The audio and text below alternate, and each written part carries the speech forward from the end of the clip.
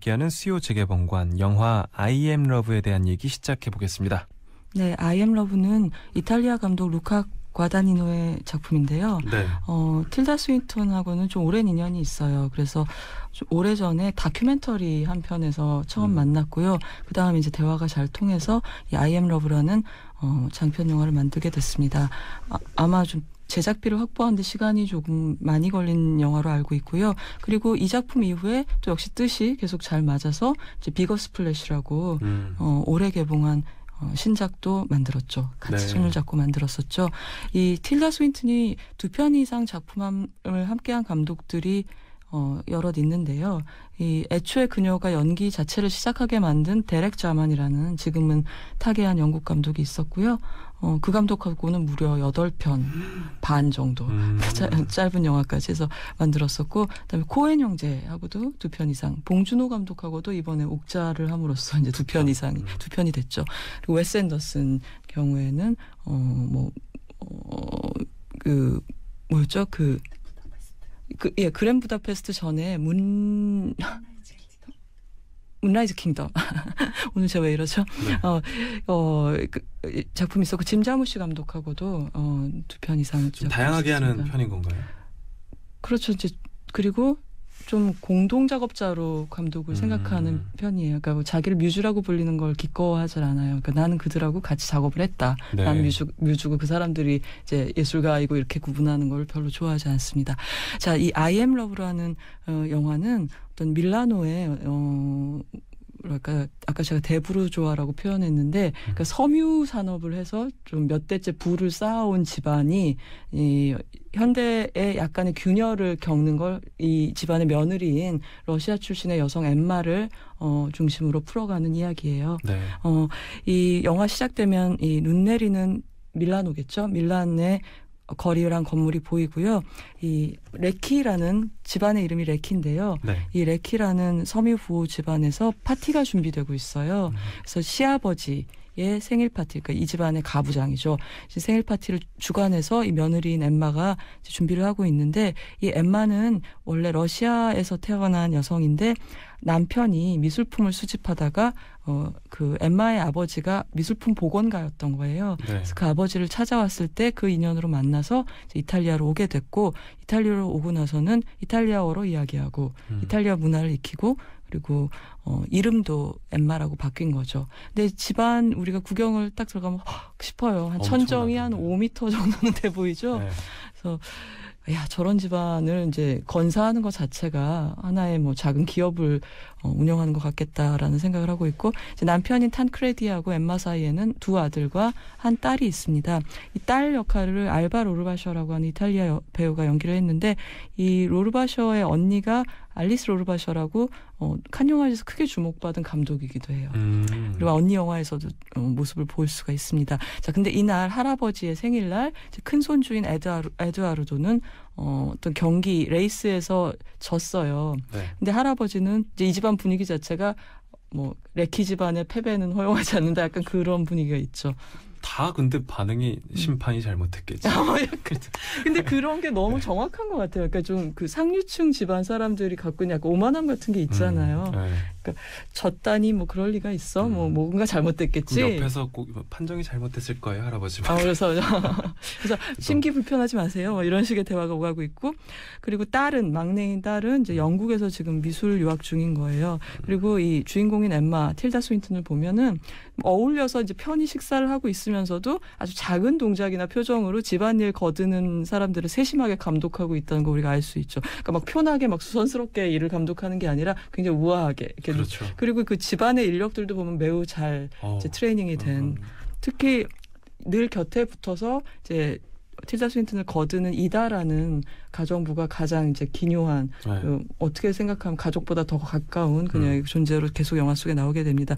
근데 이 집안 이렇게 이제 부자이고, 그다음에 전통도 깊고 엄한 가풍을 갖고 있고, 그런데 아주 뚜렷하게는 아니지만 루카 과다니노 감독이 이 집안에 약간 변화의 조짐들이 있다, 균열의 조짐이 있다는 걸 이 식사 자리에서 보여줘요. 아까 말씀드린 대로 이 패배를 용납하지 않는 가부장이 있고, 그다음에 아버지 탕크레디는 이제 그 윗대 아버지보다는 조금 요약해 보이는 2세. 보통 그렇잖아요. 좀 이런 이제 부잣집에 보면은 뭐 그렇죠. 창업주가 있고, 뭐 그다음에 2세는 뭐 수성을 해야 되는데 약간 이제 1세한테 기가 눌려 있고, 그다음에 또 3세대에 가면 또 다른 아이가 나타나고, 그런데 그런 게 있는데, 그날 이제 이 할아버지가 자기 생일날 중요한 사실 하나 발표하는 게 회사 경영을 본격적으로 이 고관 열쇠를 물려줄 건데, 아들한테 물려줄 줄 알았는데 모두가 아들하고 손자한테 이제 공동으로 경영을 물려주겠다고 얘기를 하는 거죠. 이제 근데 그 순간에 저는 대부인 줄 알았어요. 되게 대부 같지 않나요? 이탈리아이기도 하고. 네. 느낌이 맞아요. 아마 관계가 있겠죠. 물론 이제 대부는 이제 시칠리아에서 온 집안이고 여기는 북부이긴 하지만 아무래도 뭐 가족 문화라든가 네. 뭐 종교랑 분위기도 완전 그런 거 좀 무슨 조직 같더라고요. 가족이 아니라 이의를 제기할 수 없는 그런 분위기가. 근데 분명히 이제 그 변화가 있는 게, 보면 에두아르도는 진 거에 대해서 그렇게 분통해하는 캐릭터는 아니잖아요. 그러니까 네. 손자 경우에는 훨씬 이제 좀 리버럴한 자세나 좀 개방적인 태도, 그리고 좋아하는 걸 하면서 행복하게 살고 싶다라는 모습이 보이기 시작하는 거예요. 근데 일단 이 아들하고 손자한테 공동으로 회사 경영을 넘겨줌으로써 약간 갈등의 씨앗이 생기는 거고, 또 한 가지 또 변화의 조짐 보여주는 게 딸인데요. 네. 딸은 또 오빠보다 더 자유분방해 보이는데, 그 영국에 가서 미술 공부를 하고 있는 이 딸은 또 이 집안 전통이 친구들 생일에는 페인팅을 선물하는 거예요. 네. 페인팅, 그러니까 손으로 그린 그 전통적인 의미의 회화를 선물하는 건데, 갑자기 올해 사진으로 이제 그 미술도로서 관심사가 회화가 아니라 사진 쪽으로 넘어간 거죠. 요즘에는 하도 그 미술 쪽이 그 다매체를 쓰잖아요. 멀티미디어를 쓰고, 그러니까 이게 좀 뭐 설치를 하기도 하고, 회화하던 사람이 설치를 하기도 하고, 뭐 영화를 비디오를 결합하기도 그쵸. 하고 이러는데, 이 보수적인 할아버지는 그게 좀 싫은 거죠. 그래서 할아버지가 좀 눈살을 찌푸리고 좀 성의 없는 선물이라고 생각하는 것 같은 그런 게 있어요. 근데 거기서도 이제 옆에 있는 식구들이 좋게 얘기를 해서 이제 분위기가 싸늘해지지 않도록 수습을 하죠. 이게 뭐냐. 근데 옆에서 할머니가 아주 이제 좋게 생각하도록. 주로 이 집안의 여자들의 역할은 약간 그런 거 같죠. 네. 그러니까 분위기가 파국으로 가지 않도록 심판이 잘못했을까? 그런 거죠. 그래서 이제 엠마도 그래 보여요. 그러니까 품위를 잃지 않으면서, 그러면서도 좀 비굴하지도 않으면서 약간 충실한 며느리 역할을 약간 그 선을 타면서 하고 있는 거죠. 근데 이날 이 집안의 아주 중요한 손님이 파티가 끝날 때쯤 찾아오는데, 그 심판이 잘못했겠죠의 그 문제 레이스에서 우승을 한 에두아르도를 이긴 친구 안토니오라는 친구가 이제 케이크를 들고 찾아온 거예요. 근데 자기가 직접 만든 케이크. 왜냐하면 이 친구는 요리를 하는 셰프이기 때문이죠. 그래서 그때부터 이제 에두아르도는 아까 제가 말씀드렸지만 졌다고 막 분해서 땅을 치는 성격이 아니라는 게, 나를 이겼지만 이 친구 좋은 친구 같으니까 한번 우리 가까워져 볼까 하고, 이날부터 안토니오와 에두아르도 사이에 좀 우정이 친밀한 관계가 싹트게 됩니다. 그리고 간접적으로 엠마가 에두아르도를 이제 처음 만나게 되는 날이기도 하고요. 그래서 이제 이날을 시작으로 해서 아들인 에두아르도는 안토니오랑 만나서 이런저런 얘기를 하게 되는데, 마치 할아버지와 아버지하고는 조금 다르게 자기 삶을 살고 싶은 에두아르도처럼 안토니오도 역시 같은 일을 하는 아버지로부터 좀 독립해서 자기가 좋아하는 방식으로 재료를 쓰고 제 레시피를 만들어서 레스토랑을 하고 싶어 하는 거예요. 그러니까 우리 서로 아버지로부터 조금 독립성을 갖는 걸 도와줄까 그러면서 사업 계획을 하게 되는데, 이제 산속에 레스토랑을 차려서 산레모의 레스토랑을 만들어서 그 근처에 있는 재료를 갖고 좀 독특한 음식을 해보자라는 계획을 한쪽에서 세우고 있게 되죠. 근데 이러고 있는 아들 에두아르도는 이제 부모님 중에서도 엄마인 엠마를 굉장히 사랑해요. 그리고 그 사랑에는 어떤 게 포함되어 있냐면, 엄마가 러시아 사람인 걸 아는데 여기 와서 이탈리아 여인으로 이탈리아 명문 집안의 관리자로서만 살고 있으니까 엄마가 좀 러시아적인 이국성을 더 보여줬으면 좋겠고, 엄마가 갖고 있는 그런 이국성을 매우 사랑하는 큰아들이고 그런 거예요. 그래서 제일 좋아하는 요리가, 이제 엄마가 그러니까 요리를 할 일이 별로 없잖아요. 여기서 이탈리아식 요리만 하니까. 근데 엄마가 아들에게 이제 만들어줬던 생선 수프, 우화라고 하는 생선 수프 같은 거를 이 맏아들이 유난히 좋아해요. 그러고 보면 딸도 마찬가지예요. 그 막내딸도, 이 두 아이는 참 아빠보다 엄마를 닮았다는 거죠. 그래서 딸 역시 할아버지나 뭐 집안에서 바라는 게 어쨌든 간에 더 넓은 세상으로 나가서 자기가 좋아하는 일을 하고 싶어하고 좋아하는 방식으로 아티스트가 되고 싶어하고 그리고 진정한 사랑을 찾으려고 하게 되죠. 이런 걸 보면 참 신기한 게 이 엠마는 굉장히 며느리 역할에 모범적으로 충실하고 그다지 이제 자기 욕망이나 취향을 표현을 안 한 것 같은데도 어느새 그 엄마의 유전자는 아이들한테 가 있는 거예요. 그러니까 이게 표현하지 않아도 기질이라는 게 이제 두 아이한테 유전이 된 거죠.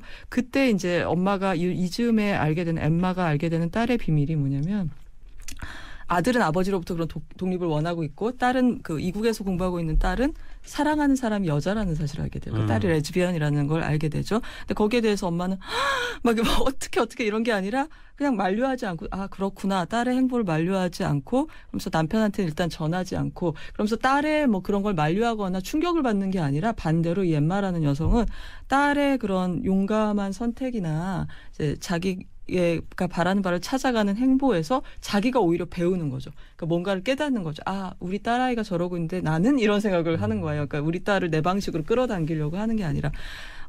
그래서 저는 이 영화 이런 얘기가 재밌는 것 같아요. 그러니까 은연중에 그녀를 닮은 엄마를 닮은 아이들이 이제 완전히 이제 성숙한 단계에 이르니까 뭐 성년이야 그 전에 이르렀겠지만 이제 자기 일을 갖고 뭐 자기 성 정체성을 찾아서 사랑을 시작하려고 하고 그러니까 이게 자기의 2세들이 완전히 성숙해 가니까 그때서야 그동안 이제 잠자고 있었던 그녀 안에 진짜 소울이 깨어나는 시기가 엄마한테 그러니까 제2의 사춘기처럼 찾아와서 엄마도 다시 성장하게 된다. 이게 바로 이 영화의 구조인 것 같거든요.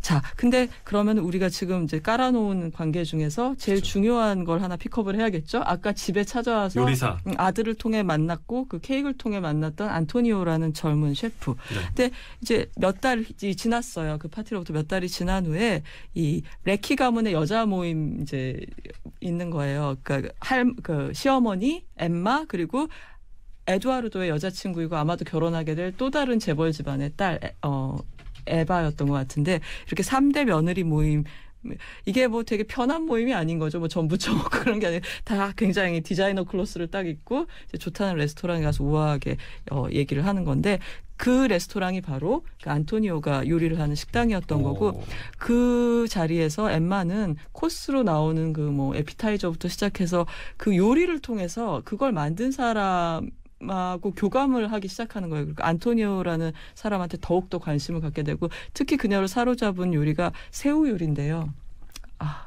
제가 이걸 만들어 봤었어요. 아, 영화를 보시고요? 그러니까 이게 뭐였냐면 저희 잡지에 이런 기획이 하나 있었어요. 영화 속에 그런 어떤 사소한 걸 직접 해보는 그런 게 있었는데 저는 이걸 하겠다고 했고. 근데 물론 혼자 하진 못했고 박찬일 셰프님이라는 그 글도 많이 쓰시는 셰프님이 계신데 그분의 레스토랑을 방문해서 이제 그대로 만들어서 한번 같이 옆에서 만드는 걸 보고 시식도 해봤어요. 근데 정말 맛있더라고요. 어떤 요리죠? 그러니까 라따뚜이라고 아시죠? 채소 요리 네. 왜 애니메이션에서 나왔던 소박한 가정식 요리 그 라따뚜이를 한쪽에 곁들이고 그다음에 이제 왕새우를 구워서 네. 그 발사믹 소스하고 같이 곁들인 아주 맛있는 음식입니다. 야, 맛있겠네요. 그걸 보고 그러면은 이제 좀 사랑의 감정이 싹 트나요? 그렇죠. 거기서 이게 사실 역사적으로 식욕과 뭐 성욕 그리고 감각적인 기쁨을 느끼는 것과 성적인 그 쾌락에 눈뜨는 거는 많이 연결돼서 나오잖아요. 그래서 이탈리아에 가서 뭐 사랑도 찾고 그러니까 미식을 하면서 사랑을 찾는 내용을 다루는 영화는 굉장히 많기도 하고요. 근데 바로 그런 식으로 통하게 되는 거고 그리고 이제 우리가 흔히 뭐 소설이나 영화를 봐야지 그걸 만든 사람의 인격이나 뭐 영혼을 느낄 수 있다고 생각하는데 어떤 경우에는 이제 요리만으로도 그런 그러니까 이걸 만든 사람의 소울이 담겨 있다고 느끼는 그런 약간 신비로운 체험인 건데 그쵸. 이제 저는 이게 이제 안토니오의 요리가 굉장히 신비한 힘을 가져서라기보다 때가 무르익은 것 같아요. 엠마는 그런 걸 기다리고 있었던 거예요. 근데 그걸 클릭을 해준 게 바로 안토니오라는 사람의 제 요리가 아니었나 싶어요. 그 전에도 한번 만나잖아요. 그죠? 네네. 거기서부터 좀 약간 좀 있지 않나요? 그죠? 느낌. 예, 있었던 것 같고 이제 분명히 호감을 가진 것 같은데 특별히 대화 이전에 이제 소통을 하는 게 이게 음식을 통해 미각을 통해서라는 게 좀 특이한 거죠. 그래서 그 요리에 완전히 반한 다음에 이제 딸과 만나기 위해서 니스로 가는 길에 자기 자신도 내가 왜 이러지? 왜 일부러 이러지라는 그러니까 그 경로 중에 산레모가 있다는 걸 알게 돼서 그 산레모에 들르게 되고 그 거리에서 발견한 그 안토니오를 쫓아가고 그 레스토랑까지 가면서 이제 둘의 연애가 비밀스러운 연애가 이제 시작되게 됩니다. 그래서 두 사람의 만남은 이제 한 번으로 안 끝나고 계속 이어지고 왜냐하면 너무 행복하고 자기 자신을 찾은 느낌이니까. 그리고 그 만남이 깊어지는 것도 어떻게 요리를 통해서 또 표현이 되죠. 자기 신의 고향인 러시아 요리, 러시아에서 했던 요리를 거꾸로 엠마가 이제 안토니오한테 가르쳐주고 그리고 그때 우리 관객들도 처음으로 엠마의 러시아 이름이 뭔지를 알게 되죠. 나는 러시아에서는 키티쉬라고 불렸었어라고 얘기를 하게 되는 거예요. 그리고 남자는 그 치렁치렁한 이 엠마의 긴 머리를 이제 시원스럽게 딱 잘라주기도 합니다. 그리고 여기서 잘려진 그녀의 머리카락 중에 미처 다 치워지지 않은 몇 가닥의 머리카락이 나중에 친구의 그 오두막을 방문한 아들 에두아르도에게 발견되면서 물론 세상에 뭐 그 색깔의 머리를 가진 여자가 엄마뿐은 아니겠지만 엄마 머리가 짧아졌어. 그리고 직감이 있는 거죠. 직감이 있는 거죠. 그래서 이 영화가 참 보면 되게 고풍스러운 얘기예요. 이제 요리를 통해 교감을 했다거나 머리카락을 보고 엄마의 비밀을 알아차린다거나 이런 게 약간은 이제 좀 모던한 얘기라기보다는 좀 전래동화 같은 면이 있는 것 같아요. 아니, 고풍스럽기도 한데 어떻게 생각하면 또 되게 친구 엄마잖아요. 그렇죠. 네. 사실 그게 제일 큰 타부인 거죠. 네. 게다가 그 아들이 엄마한테 굉장히 애착이 깊은 아들이었다는 게 중요한 거예요. 그러니까 이 아들 굉장히 개방적이고 엄마의 그런 면을 엄마의 모든 면을 사랑하는 아들이었는데도 이제 그러니까 친구와의 엄마의 관계는 충격으로 받아들이게 되는 거예요. 그래서 이 아들이 엄마와 친구의 관계를 알아차리고 말다툼을 하다가 이제 비극적인 사고가 일어나는 게 이 영화의 클라이맥스가 되겠습니다. 네, 네. 줄거리 이야기를 들어봤는데요. 1부 마무리할 시간이 돼서요. 네. 노래 한 곡 듣고 2부에서 영화에 대한 이야기 계속 해보겠습니다. 끝곡 어떤 곡 들어볼까요? 영화 속의 다양한 음악 중에서 제가 좋아하는 뮤지션 엘리엇 스미스의 곡도 있더라고요. 네. 그래서 프리티 듣고 2부로 넘어가겠습니다. 네, 2부로 돌아오겠습니다.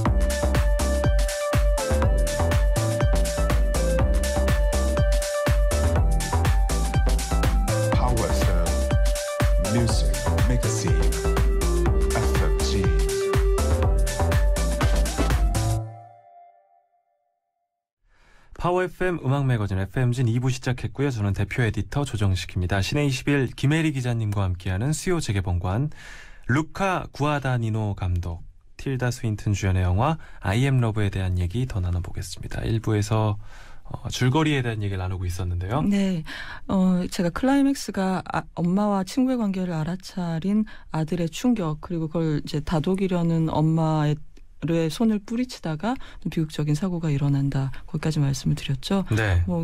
비극적인 사고는 이제 여러분이 짐작을 하실 수 있을 거고요. 그래서 이제 아들을 예전같이 곁에 둘 수 없게 된 엠마가 그때부터 어떻게 행동하느냐가 굉장히 우리의 관심의 초점이 되죠.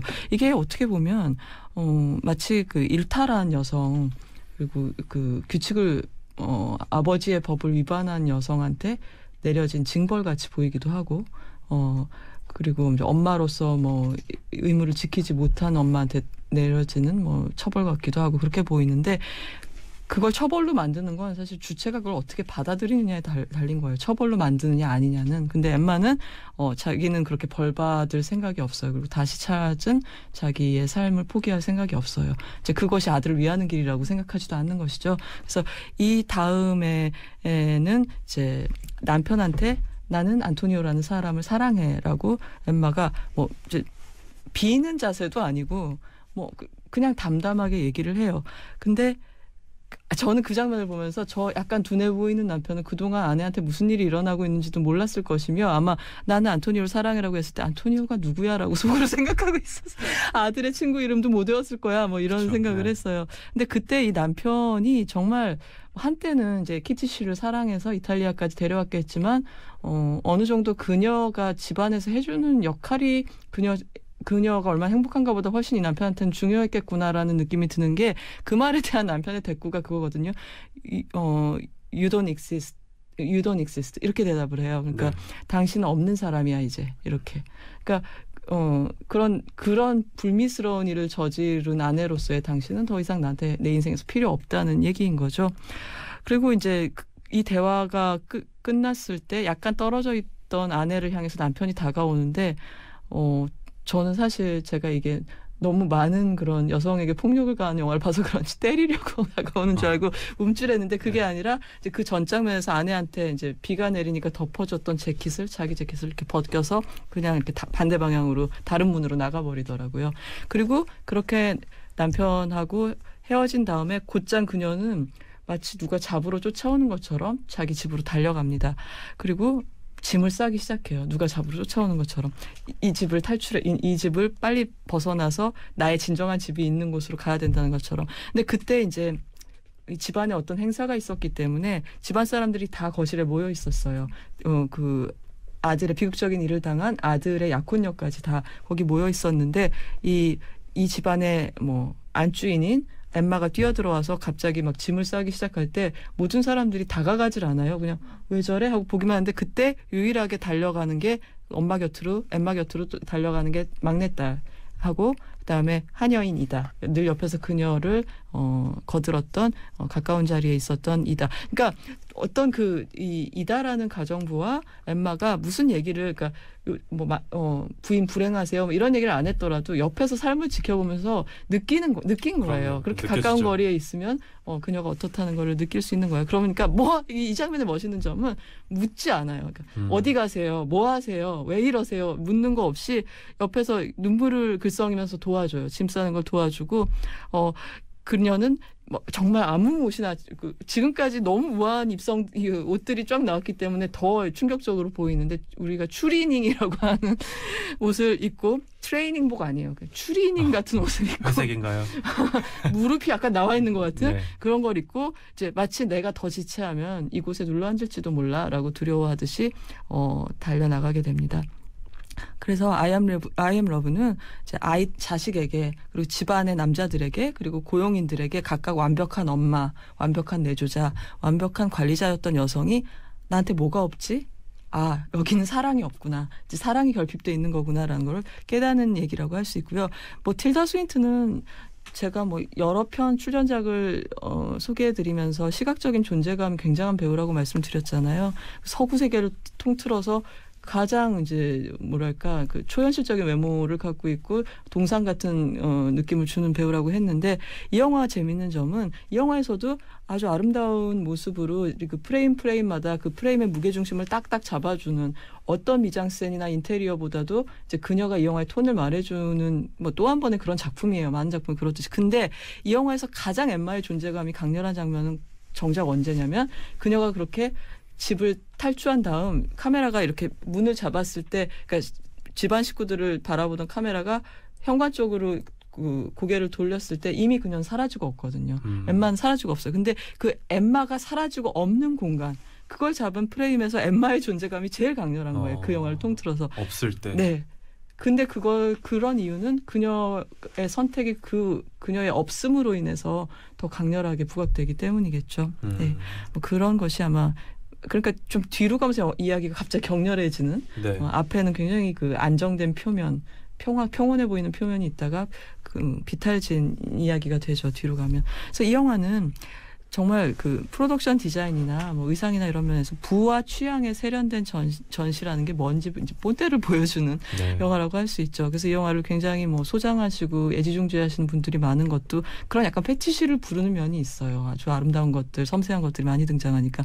그래서 현대극이지만 지금 우리가 이제 중간에 쉬는 시간에 에디터님이 옛날 영화 같아요. 요즘 영화 같지가 않아요. 이런 말을 하셨고 청취자님도 2009년작인데 곧 클래식 같습니다. 이렇게 말씀하셨는데 그런 이유가 현대극인데도 좀 불가피하게 코스튬 드라마를 보는 것 같은 느낌을 주기 때문이에요. 그러니까 코스튬 드라마라는 건 이제 시대극 장르의 별칭이라고 할 수 있겠죠. 네. 그러니까 마치 코스튬 드라마를 보듯이 이제 이야기만 따라가는 게 아니라 약간 그 프레임 안을 우리가 샅샅이 훑어보고 구경하게 되고 음미하게 되는 방식으로 관람을 하기 때문에 옛날 영화 같은 느낌을 주는 거고 그 대상이 되는 건 이제 의상도 있지만 고급스러운 가구, 그다음에 엄청난 미술품들이 이 벽들에 걸려 있습니다. 그렇더라고요. 그리고 이 보면은 의상도 그냥 유행, 이번 시즌 신상 이런 게 아니라 유행과 무관하게 딱 옷을 보면 잘 재단됐다 싶은 옷들이 클래식? 있잖아요. 예, 그러니까 이게 참 이 재단이라는 게 별거 아니 그냥 기계로 박는 거 똑같지라고 생각 그렇지가 않은 거예요. 마름질과 이 봉제라는 게 어쩜 저렇게 확 이렇게 뭔가 바람을 두르듯이 옷을 입고 있을까라는 싶은 그런 차를 흐른다는 그렇죠. 그게 재단의 차이라는 게 엄청난 건데 그런 옷들이 이제 있는 거고 그다음에 요리가 마지막으로 결정적인 역할을 하죠. 근데 전 진짜 이렇게 영화 속에서 새우가 결정적인 역할을 합니다. 포레스트 검프의 새우잡이배 이후로 버바의 새우잡이. 맞아요. 그런 이후에 처음이 아니었던 것 싶고 의상은 이 영화 의상 담당한 디자이너는 펜디하고 질 샌더예요. 그리고 이 영화 유명하신 분들이네요. 뭐 저는 유명하다는 정도만 알고 이제 풍 정도만 알아요. 뭐 네. 직접 뭐 입어보거나 주변에서 입는 사람은 아무래도 저도 못 입어봤어요. 이 남자 옷도 하나요? 잘 모르겠네. 남자 옷 안 하나요? 저희 정말 문외한이네요. 패션에 우리 주우 선배가 예. 팬디 그 머플러 많이 하는데. 머플러는 있죠. 머플러는 있는 것 같네요. 구두도 있는 것 같고 남자용이. 그리고 이 이후에 제가 비거 스플래시를 이 감독과 이 배우가 같이 했다 그랬는데 비거 스플래시는 크리스찬 디올이 이제 옷을 했고요.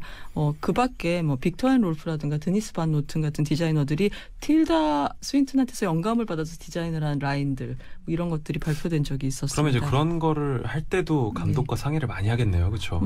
그렇죠. 상의를 많이 할 거고 아마 이런 큰 디자이너 경우에는 서로 맞아야 될 것 같아요. 이건 제 짐작인데 꼭 이 영화를 위해서 시키는 대로 의상을 한다기보다 아마 서로 이제 아티스트 대 아티스트로 우리 영화의 분위기랑 당신의 이번 이 라인이 조금 맞는 것 같으니까 조금 더 거기서 조금 더 구체적으로 맞춰봅시다. 뭐 이 정도가 아닐까 싶어요.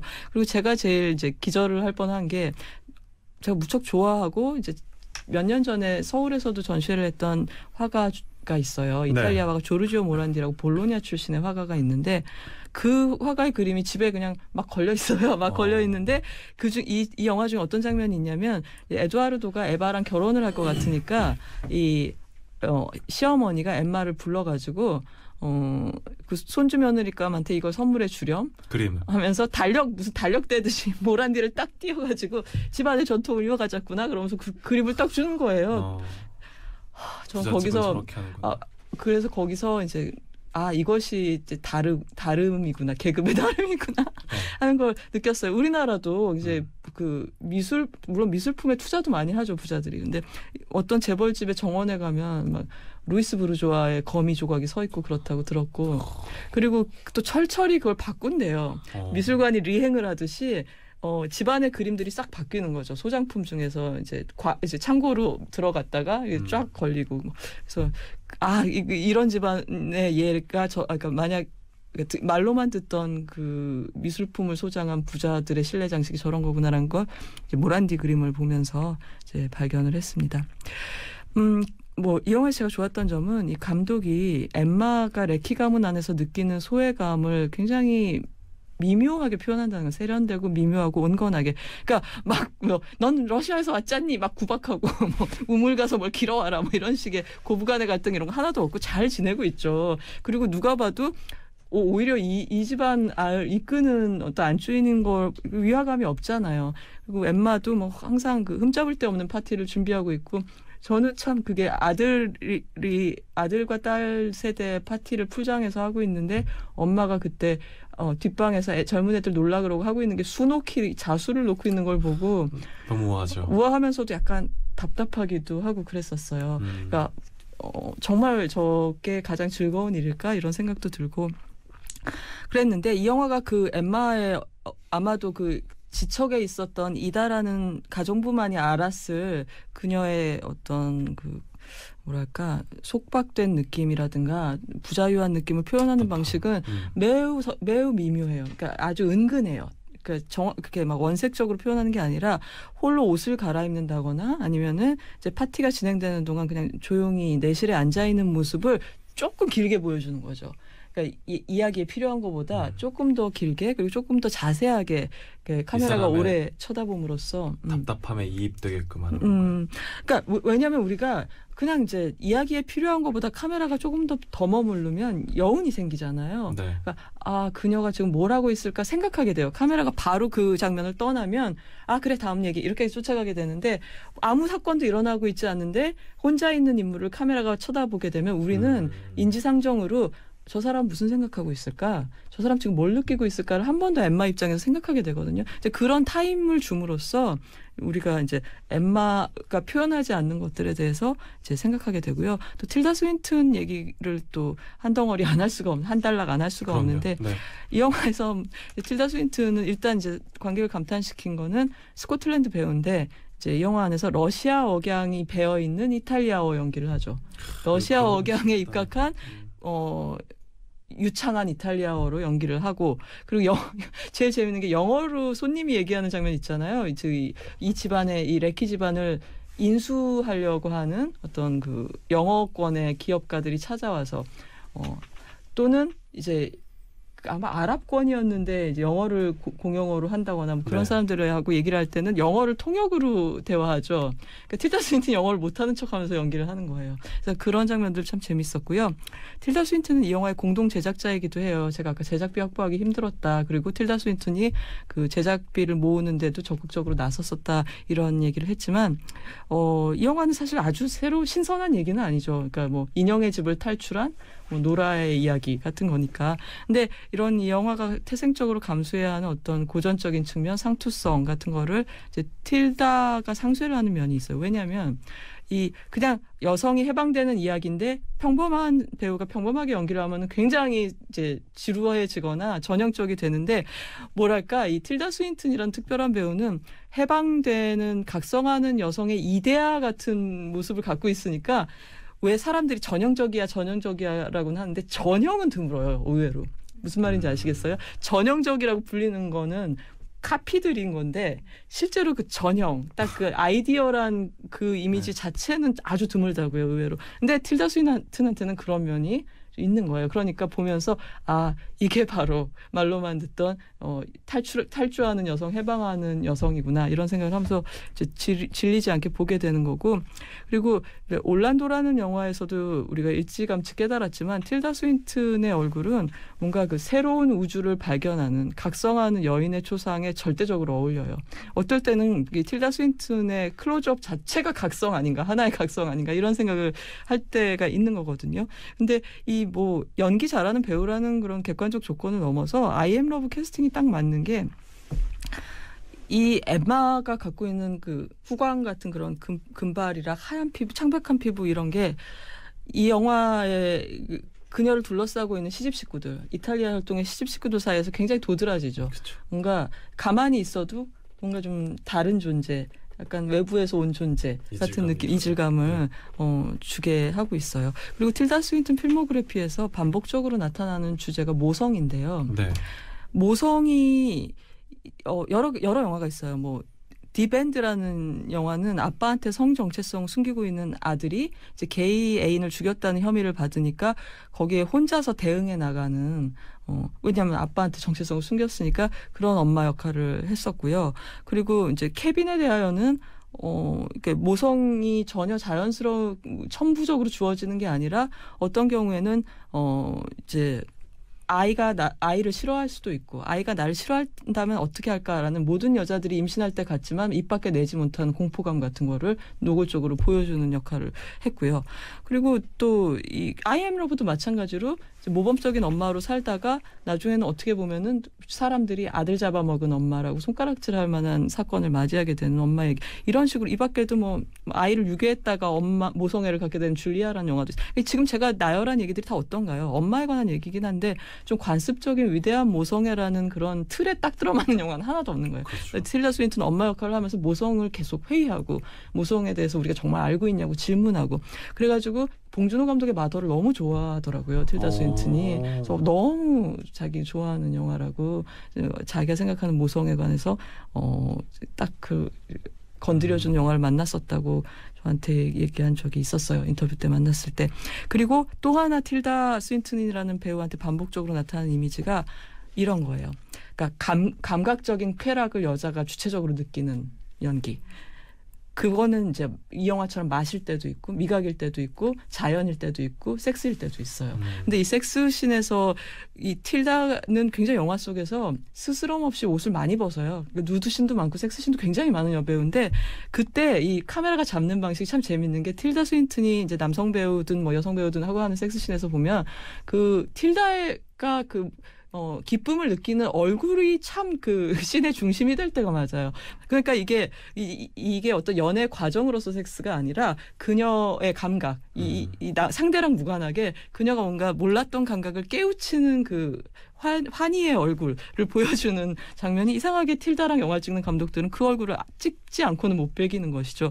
그래서 이 영화도 새우 요리를 맛볼 때 그 얼굴 너무 중요하고요. 지난번 소개해드린 오직 사랑하는 이들만이 살아남는다에서는 뱀파이어로 나와서 그 피를 얼린 하드 아이스 케이크를 먹을 때 그 희열에 찬 얼굴 그게 이제 같은 계열의 이제 얼굴이라고 할 수 있겠죠. 이제 그러다 보니까 이제 뭔가 깨달았어요. 그러면은 지금 나를 가두고 있는 세계로부터 탈출을 할 수도 있겠죠. 그래서 이제 나는 이것이 나를 행복하게 해. 그러면 이 행복을 주지 않는 공간으로부터 행복을 주는 공간으로 갈 테야. 해서 탈출을 하는 장면도 참 많은데 그러니까 젊은 시절에 찍은 잉글랜드의 종말이라는 영화에서 제가 그녀를 보고 아니 이분은 세상에서 가장 아름다운 존재가 아닌가라고 생각했던 이미지가 있는데 웨딩드레스를 이렇게 치렁치렁한 머리를 기르고 웨딩드레스를 입고 황야에 서서 그 웨딩드레스 가위로 난도질하는 그런 이미지가 있었어요. 근데 정말 그 젊은 날의 틸다 스윈턴은 정말 뭔가 신이 인간의 몸을 입고 그리스 신화에서 왜 가끔 그러잖아요. 뭐 백조가 돼서 신이 나타나기도 하고 막 그런 화신의 모습 같은 그런 느낌이 있었고 올란도에도 그런 장면이 있죠. 남자가 얼토당토하게 내가 친히 결혼해 드리리다 이런 제안을 하니까 뭐래? 그러면서 이제 정원 사이로 달려나가는 장면. 그 장면은 사실 아가씨에서 그 김민희 배우랑 그 김태리 배우가 그 벌판을 가로질 때 느꼈던 거랑 비슷한 해방감을 주는 장면이 올란도에서 그 틸다가 탈출한 장. 그리고 이 탈출의 어떤 정점 같은 이미지가 바로 이 영화 I am Love의 그 마지막 씬에 들어 있는 거죠. 그래서 그런 이미지들 틸다가 늘 갖고 있기도 한 이미지들을 잘 활용하면서 이제 프로덕션 디자인이나 음악이나 기타 요소들을 아주 섬세하게 조율해서 많은 사람들에게 사랑받는 영화였습니다. 이 영화. 네, 틸다 스윈턴의 얘기까지 하면서 네. 이렇게 이야기 마무리할까요? 네. 네, I am Love 수요 재개봉관의 45번째 영화였고요. 네. 노래 한 곡을 듣고 신작 영화도 다뤄보도록 하겠습니다. 네, I am Love는 이제 영화 분위기가 분위기니만큼 클래식 음악도 많이 나오고요. 오페라 음악도 꽤 나오는데요. 그 중에서 영화에 자주 등장해요, 이 곡이. 필라델피아처럼 톰 행크스가 나온 영화에서도 아주 유명했던 곡이죠. 마리아 칼라스가 부르는 라 맘마 모르타를 듣겠습니다. 네, 이 음악 듣고 신작 영화 미스 페레그린과 이상한 아이들의 집 이야기 나눠보겠습니다.